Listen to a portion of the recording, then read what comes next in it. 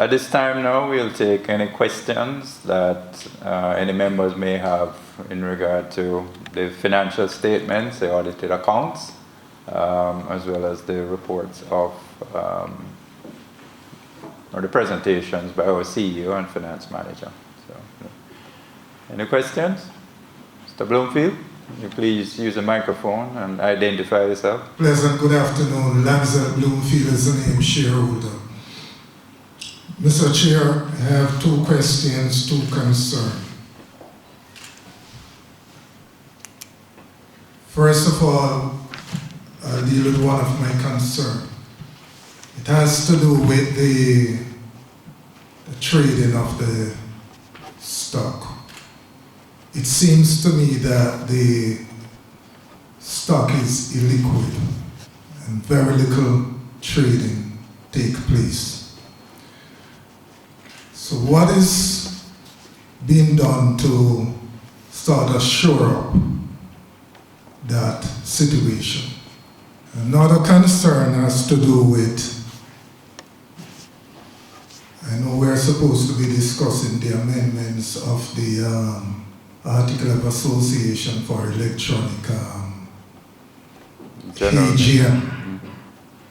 I don't want anyone to get the feeling that I'm going to stand in the way. I do support it, but I have a concern, and it goes across the board to many of the situations that I've seen.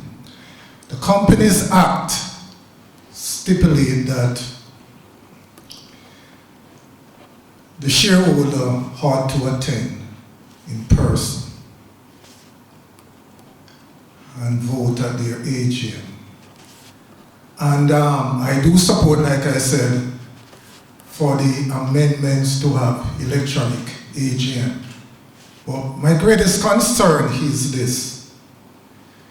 Most of the amendments that I've seen doesn't stipulate or as a caveat to say at what point does a company uses an electronic means to have an AGM versus that of holding the AGM for the shareholder to attend in person.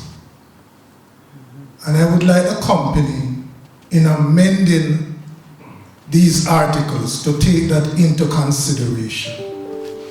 That it ought to reflect, for example, if there is a period of disaster or an outbreak of contagious diseases such as what we have now. It can't be a carte blanche situation where, because for the next, if you leave it like that, it can be challenged because you will have 2 situations where your articles are saying you can have your AGM in person or you can have it electronic means. So a company can decide for the next 4 or 5 years, we will have our AGM by electronic means. And the shareholder can't do anything about that. So I just want to put it out here to say that, yes, as a shareholder, I support it for you to have the meetings via, but it has to be under certain conditions. It can't be left open so that at any time, because that is the interpretation of what that would become in law, even though I am not a trade attorney. Now, for my 2 questions here. Oh, thought you want me to address these 2 while they may still be fresher in everybody's mind. Okay. And then it can be with the questions, because as you said, these are concerns you have noted. Let me deal with the second one, which is the amendment to the Articles of Association that will be considered at the EGM. We actually are recognizing in these changes that the Companies Act has also to be changed to allow meetings to be held by electronic means. As you pointed out quite rightly, the Companies Act currently requires shareholders to attend in person. So we are making these changes to the articles in anticipation of a change to the Companies Act. And in fact, there's a phrase in there saying that insofar as permitted by law, a general meeting may be held wholly or partly by electronic means. So we recognize that even though we change our articles, it would still not be legal for us to hold an electronic meeting. And we certainly will bear in your mind your comments about when such meetings would be held. I think the intent, though, is to create the opportunity that we can hold meetings, maybe not fully electronic or virtually, but allow for what we think of as a hybrid or a blended meeting, where some people are attending in person and others will be able to attend electronically. So, for instance, we do have shareholders who reside outside of Jamaica, and currently they actually cannot be present at such a meeting. So that's one of the things. The second concern, the trading of the stock, it is something that has come up at previous meetings. The directors have looked at it, and at this point, we have contemplated issuing, sorry, Tracy, help me here. Well, additional shares through, we've looked at various mechanisms to issue additional shares. The question of the liquidity of stock in Jamaica it's a concern, not just for tTech. And in particular, you see it very significantly in companies traded on the junior market. Why? Because companies that traded on the junior market to enter or to be a member of the junior market, what happened was that the companies had to issue just up 20% or more of their issued stocks. And as a result, you find that these companies were privately held before. They issued call it the bare minimum, or very slightly over that 20%. And some of those shares were also taken up by institutions. So as a result, the number of shares or the number of shareholders that you have is not necessarily that high. And then let's call it the smaller shareholders, unfortunately, hold few stocks, and the stocks don't trade as readily. In fact, one of the things that I've seen this year because of the pandemic is you have these huge swings in stock prices on trading a very, very small number of shares. I think tTech's share price actually dropped to like $4.20 last week on the trading of 120 shares. And this week we are back up to $5 and what are we at? Like, I don't know, $5.50, $5.75. Again, relatively small numbers of shares. So it is a concern, Mr. Bloomfield, and it is something that I think we look at it. I will admit that it has not been a focus this year. Our focus this year has been on grappling with the pandemic, trying to make sure that, as I said to Chris, don't lose any money. Manage your cash flow. Make sure we don't run out of cash. And that has really been our priority, and I think we have been able to achieve that. But I will take your concerns about the liquidity of the tTech stock back to the directors. Let me just add that one of our major shareholders and also investor in an investment house called this morning. He said, Chris, I don't know you're anybody talking about, that tTech is one of the few stocks since the pandemic has started that has actually have a general trending up in the right direction. And as of right now, Chairman, the stock is at 580, which is actually pretty decent within the conditions that we are. So, yes, what you're saying is correct, but there is actually some positive in there somewhere that we need to continue to work on. Understood. It's almost the only performing tech company on the market, and I would go with a tTech anytime. Thank but you. I just want to see with greater volume Yeah. of shares so that we'll be able to go home feeling rest assured that we can really buy the volumes that we really want. Right, yes, a good point. I will say this is my personal opinion. This is not an opinion of necessarily the board, the directors as such, right? But I do say to people that when you invest in a junior market company, two things. Invest for the long term, because when the companies are developing, they're not mature companies like the Grace Kennedys or the NCBs and so on. And you have to invest for the long term.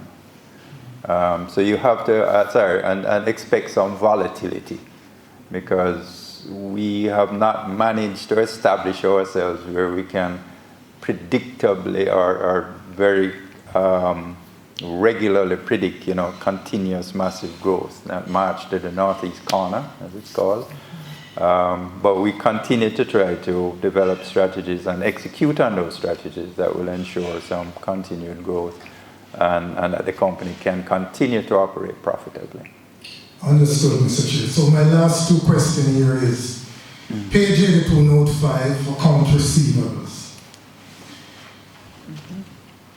Mr. Chair, for the 0 to 30 days credit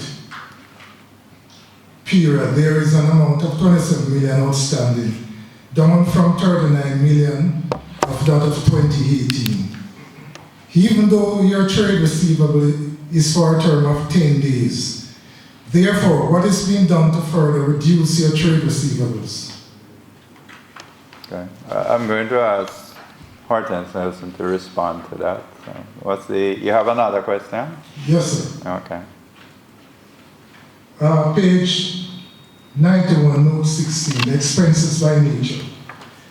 Please clarify this line item called technical fees, services and products, which has climbed to 95.17 million in 2019, over 63 million of that of 2018. Okay. All right. I think Hortense, can you take those two, please? Thank you for those two questions. I'll take the one on page 83 first for the receivables. Page 82. So in regards to what we are doing, we have been meeting with our customers. In terms of, sometimes we see something that says 0 to 30 days. It has to do with also our billing period. So meeting with our customers, we have been having dialogue. We continue to also work with them in terms of ensuring that we have payment plans in place if necessary. But we continue to, and we don't see where any of these also will be uncollectible. So we have managed to bring in most of what would have been outstanding at this time. The other question on page 91 for technical fees, services and products. The business that tTech undertakes, we had mentioned it earlier that as a business who manages most of its cost on a monthly basis, this is where our primary expenses are that support the business that we deliver in terms of the tools and any subcontracted fees that we have to use to deliver the service that we bill as revenue. Not quite understand that. So for example, we do a lot of our work remotely. So for example, even now when we have to monitor our customer sites, there are tools that we pay for which are included in these costs. So these are the tools that we use to monitor the sites remotely, which we have a lot of them on subscription, as well as we have some amortization costs, which we bill each month.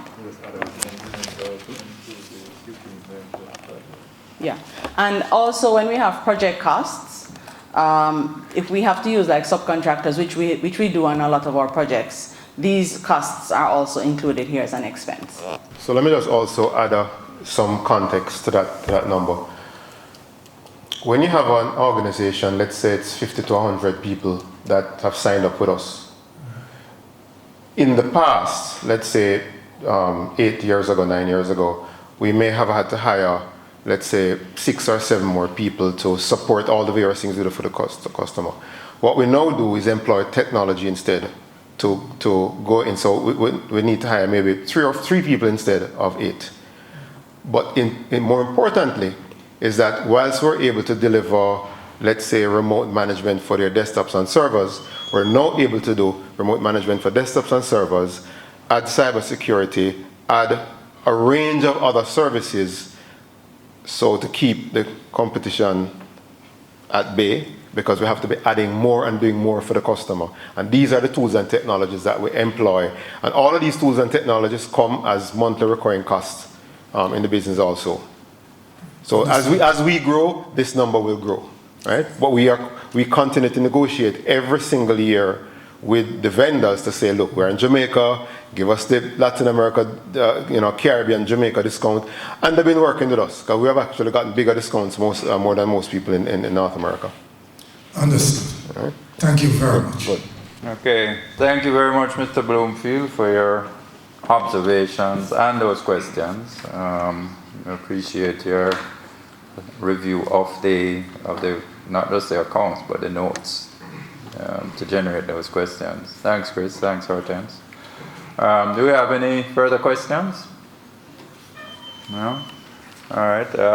Before we move to the resolution, I'd also like to recognize Sophian Edwards, manager of the Ernst & Young audit team, who joined us, I think, when Winston was reading his report, and also Mr. Hugh Allen, executive director of tTech.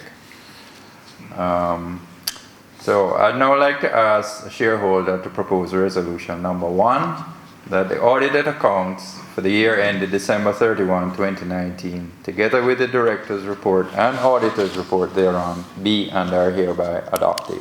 I have a proposer. Leslie Cousins, thank you. And the seconder? Mr. Gordon Christopher Record, thank you.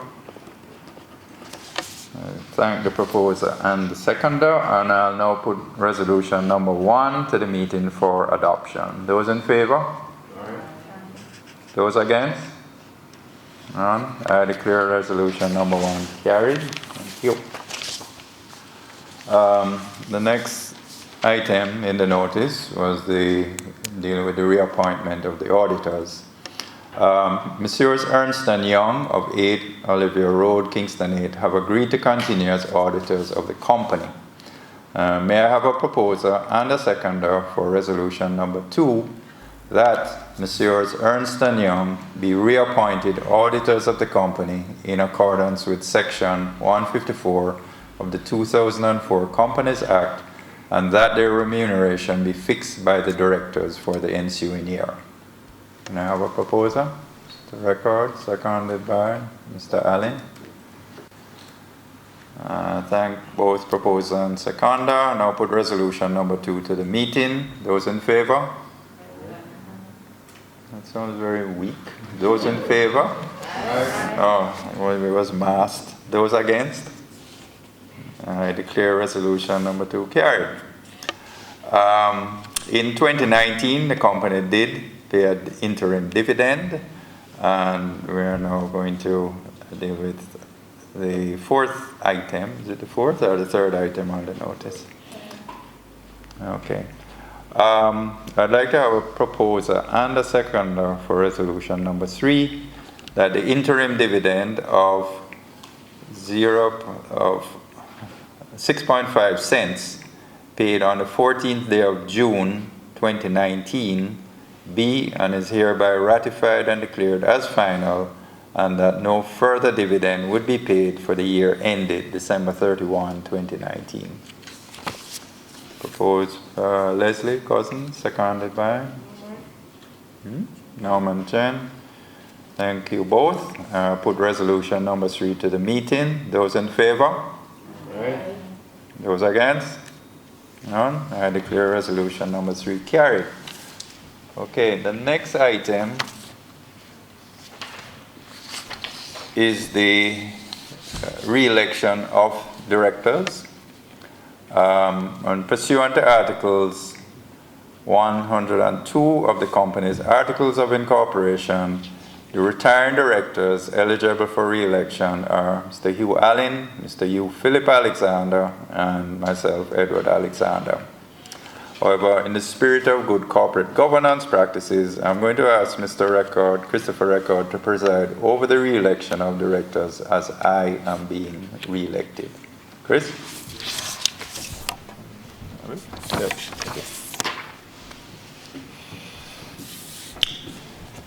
Okay, may I have a shareholder to propose that the resolutions 4A to 4C to re-elect the directors for your company to be taken en bloc? There's the Cousins proposal. May I have a shareholder to second this? Mr. Bloomfield. Thank you. I thank the shareholders proposing and seconding the motion, and I put the motion to re-elect all 3 directors en bloc to the meeting. Those in favor? Aye. Those against? The ayes have it. I declare the resolution carried. May I have a shareholder to propose that the retiring directors Hugh Allen, Hugh Philip Alexander, Edward Alexander be and are hereby re-elected the directors of the company. Proposing? Joan Marie Powell. Seconded? Hortense Gregory Nelson. Thank the shareholders proposing and seconding. I'll now put the motion to re-elect the directors to the meeting. Those in favor? Aye. Those against? The ayes have it. Chairman, please resume the meeting. Welcome back to the board, sir. Tricky for a moment. Thank you, Chris. Okay, we have an item of special business, the director's remuneration. I am going to ask the members to approve the director's compensation paid for the year ending December 31st, 2019. So I'm going to ask a shareholder to propose resolution number 5, that the amount of $1,743,000 included in the audited accounts of the company for the year ended December 31st, 2019 as fees for their services as directors be and is hereby approved. I have a proposal, Mr. Bloomfield, thank you, seconded by Mr. Norman Chen, both, and now put resolution 5 to the meeting. Those in favor? Those against? None. Ayes have it, so I declare resolution number 5 carried. Thank you very much. Ladies and gentlemen, this concludes the ordinary business of the meeting. I thank everyone for attending this 2020 reconvened annual general meeting of tTech Limited. As per previous communication, we know that there's going to be an extraordinary general meeting that we called primarily to review or to amend the company's articles of incorporation. That meeting will be convened immediately after we terminated this meeting. Yvonne, do I have to have someone move for termination of this meeting? Eh? All right. Before I actually ask for the meeting to be terminated, I'd just like to thank everyone for coming to this AGM. Thanks for taking the time in these very unusual times that we are in. Every time we step outside, we actually do expose ourselves to risk, and I think nearly all of us do know or know of someone fairly close who actually has been affected by this COVID-19 virus. I do thank everyone for attending, and I ask all members, please, if you could stay for the EGM that is going to be convened immediately after. So can I just have someone move for the termination? Mr. Record, seconded by Mr. Allen. Those in favor? Those against? Okay, so this 2020 annual general meeting of tTech Limited is now terminated. Thank you very much. All right, ladies and gentlemen, we are now going to start the extraordinary general meeting. Notice was circulated for us to convene this meeting on this 18th day of September 2020. So, in accordance with tTech Limited's Articles of Incorporation, 3 members present in person or by proxy constitute a quorum. It's Article 58. So, Madam Secretary, can you confirm that we have a quorum? Chairman, confirming that we have a quorum. Thank you. I As I think everybody is aware, my name is Edward Alexander. I'm Executive Chairman of the company, and I'll be chairing this extraordinary general meeting of your company today. So I now call this meeting to order. Our shareholders stand and use the microphone provided when speaking. And as usual, shareholders are asked to state their names clearly when either proposing or seconding a resolution or for any other reason. Questions will only be taken on the business outlined in the notice of this meeting. The notice of the meeting was circulated, so I'm going to ask a shareholder to propose, another shareholder to second the motion that the notice convening this extraordinary general meeting on September 18, 2020 at 3:30 p.m. having been previously circulated be taken as read. I have a proposer, Mr. Record, and the seconder, Mr. Bloomfield. Thank you. Those in favor? Those against? Okay, I declare the motion carried. Madam Secretary, can you advise how many valid proxies we have received for this meeting? Mr. Chairman, 11 valid proxies were received and are available at the JCSD for inspection. Okay, JCSD being our company registrar. Yes. Thank you very much. Okay, so now all directors in attendance at this extraordinary general meeting were also in attendance at the adjourned or the reconvened annual general meeting held previously. So I welcome all members present in person or by proxies, as well as invited guests. I now move on to the ordinary business of the meeting. As had been indicated in the notice, or in the letter accompanying the notice, and in the notice we do have a reappointment of a director. That's the first item of business for this meeting. And pursuant to Articles 108 of the company's Articles of Incorporation, Mr. Justin Moran was appointed to the Board of Directors after the 2019 Annual General Meeting held last year. Mr. Moran was appointed a director of the company on May 25, 2020, and was therefore eligible to retire at the annual general meeting, the 2020 annual general meeting just held. However, his re-election was excluded from the notice that was circulated on May 6, 2020, so his reappointment was not included in the annual general meeting. And we will now seek approval for the reappointment of Mr. Moran. So, in keeping with Article number 108 of the company's Articles of Incorporation, Mr. Justin Moran was appointed to the Board of Directors after the 2019 Annual General Meeting held last year, and has retired as a director, but has made himself available for re-election. So I now would ask a shareholder to propose resolution number 1, that retiring director Justin Moran be and is hereby elected a director of the company. I have a proposer, Mr. Record, seconded by Mr. Bloomfield. Thank both of you, and I now put resolution number 1 to the meeting. Those in favor? Aye. Those against? None. I declare resolution number 1 carried. Thank you very much, everyone. The special resolution, we'll now consider this special resolution to amend the Articles of Incorporation of the company.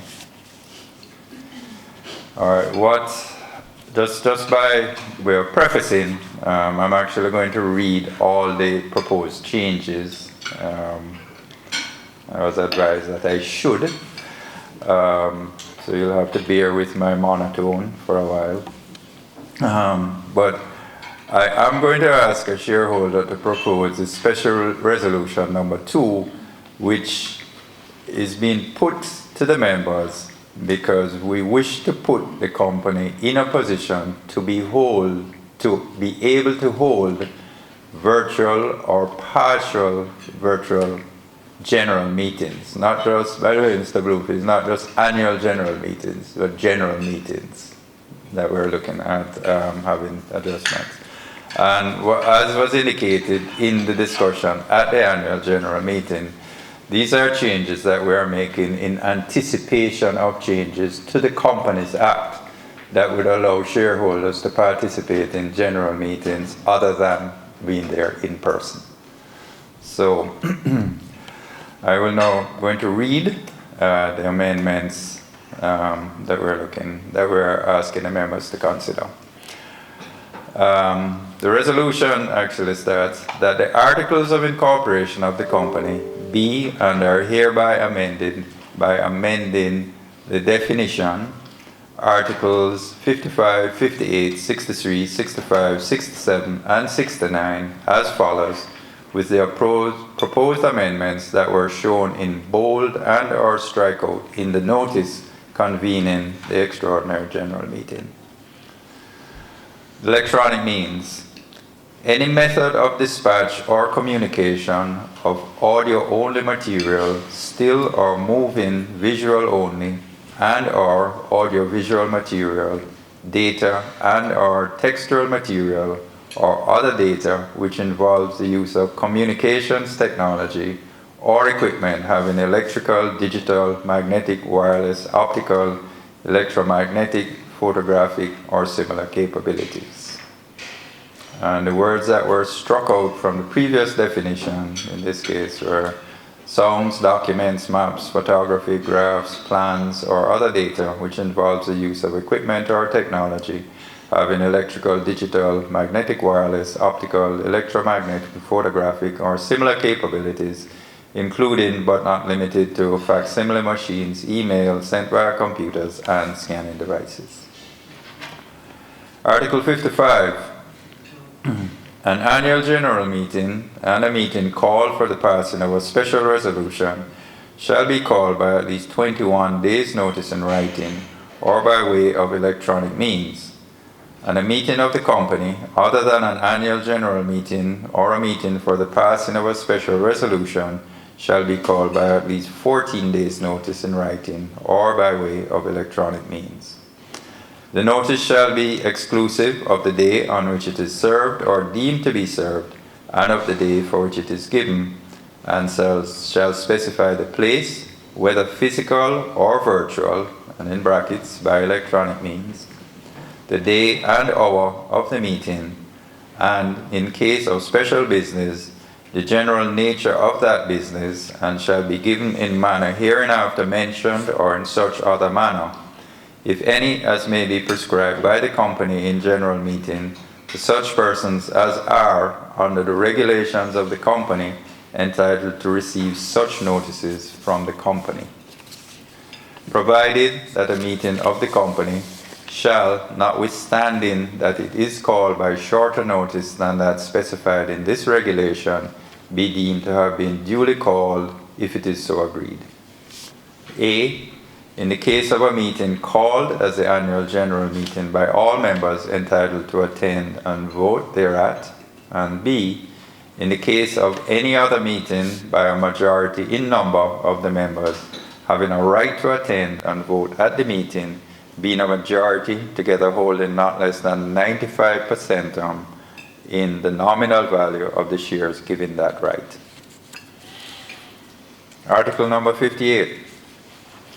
No business shall be transacted at any general meeting unless a quorum of members is present at the time when the meeting proceeds to business, save as herein otherwise provided. 3 members present in person or by proxy shall be a quorum, except in the case where there are only 2 members, then the quorum shall be 2 members, or in the case where there is only 1 member, in which event the quorum shall be 1 member. Subject to the approval of a simple majority of the directors, at least 51% of the directors, and insofar as permitted by law, a general meeting may be held wholly by electronic means or partly by electronic means, and partly at a physical location with members attending in person. A member who participates in a general meeting that is held either wholly or partly by electronic means is deemed to be present at the general meeting and shall count to constitute a quorum. Any general meeting which is held wholly or partly by electronic means shall be deemed to have been convened and held in Jamaica and shall be governed by the laws of Jamaica. Article number 63. At any general meeting, a resolution put to the vote of the meeting shall be decided on a show of hands or equivalent if the meeting is held by electronic means, unless a poll is before or on the declaration of the result of the show of hands, or the equivalent of the meeting is held by electronic means demanded.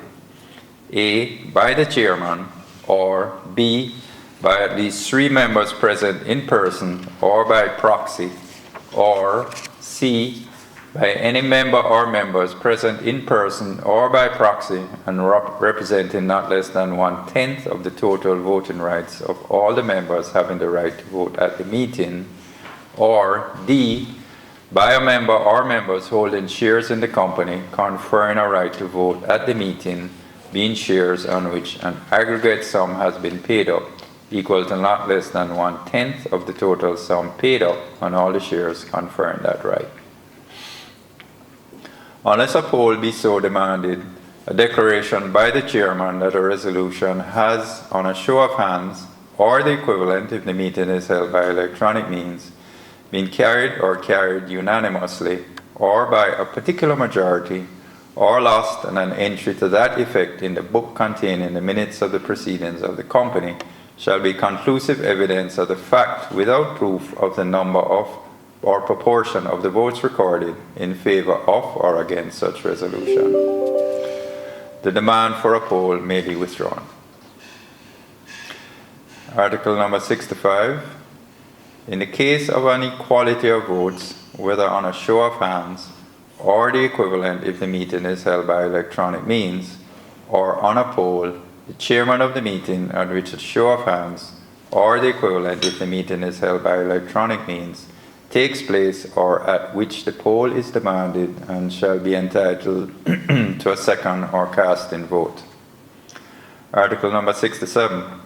Subject to any rights or restrictions for the time being attached to any class or classes of shares on a show of hands or the equivalent if the meeting is held by electronic means, every member present in person shall have 1 vote, and on a poll, every member present in person or by proxy shall have 1 vote for each share for which he is the holder. Article number 69. A member of unsound mind, or in respect of whom an order has been made by any court having jurisdiction in lunacy, may vote whether on a show of hands or the equivalent if the meeting is held by electronic means or on a poll by his committee, receiver, or other person in the nature of a committee or receiver appointed by that court, and any such committee, receiver, or other person may on a poll vote by proxy. Ladies and gentlemen, those are the changes, proposed changes to company's articles of incorporation, as I said, primarily to put us in a place or put us in a position to be able to hold virtual or partially virtual meetings once the Companies Act have been suitably amended. So, may I have a proposer for resolution number 2? The record, seconded by Mr. Allen. Thank you. I now put resolution number 2 to the meeting. Those in favor? Aye. Those against? None. I declare resolution number 2 carried. Ladies and gentlemen, that concludes the ordinary business of this extraordinary general meeting of tTech Limited. I thank everyone for attending. I don't know if there are any refreshments left, but there may very well be, so please help yourself, and I ask everyone to please continue to keep safe, observe all the protocols that the government has asked us to observe, and let us all keep safe so that we can see each other at next year's annual general meeting or any such general meetings to be convened. Thank you very much.